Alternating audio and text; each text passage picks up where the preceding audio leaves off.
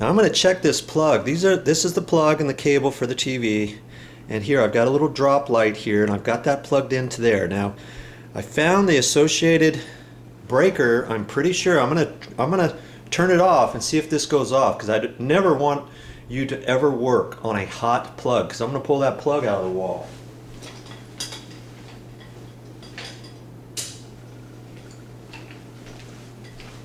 Okay, I guess that was the right circuit. See, I only had to check one because I knew I had a pretty good idea that the one I was turning was this one. So if you read your the panel like I was showing you, it might take you 2 or 3 turns on different breakers, but you should get it pretty easily. That way you don't have to turn on and off all 20 of your breakers or however many you got. Okay, so now I'm going to go ahead and pull that plug out. I'm just going to double check it to make sure I get the right size wire. Now here's a mistake that some people do.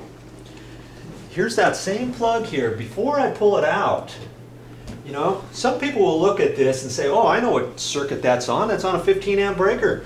Because nobody would ever install a 15 amp plug on a 20 amp circuit. And that's what's happened here. And lots of electricians do this. Lots of inspectors let that go, and I'm not quite sure why.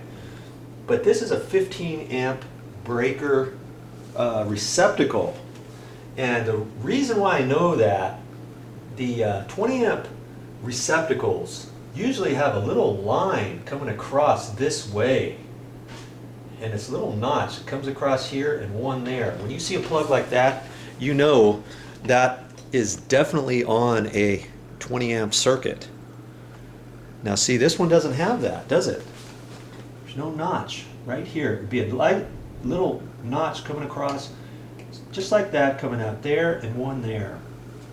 But so if you ever see a plug like this, don't make the assumption that is 14 gauge wire running to that on a 15 amp circuit, because sadly that might not be the case.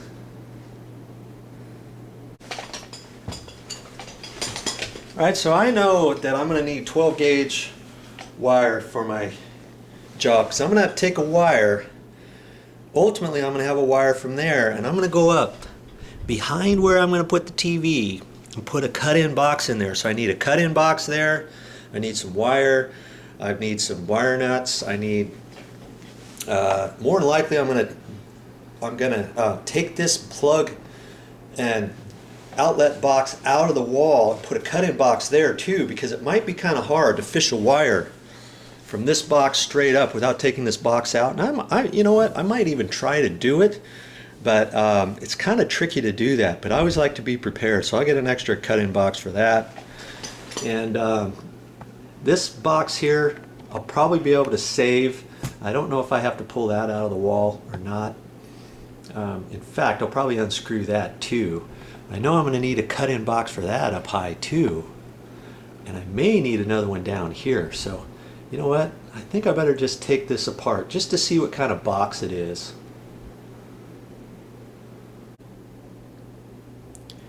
Here's something else I decided too. Lots of times when you raise this plug, you could take this plug out and raise it up, put a blank plate here, and use this as a junction box. Just tie your new wires into there, and then you don't have a plug here. But I don't want to do that, because they're going to have a dresser, a set of drawers right here below the TV. So I want to keep this plug down here too. That way, in case they want to plug, you know, first off, your DVD player, you want to plug that in there.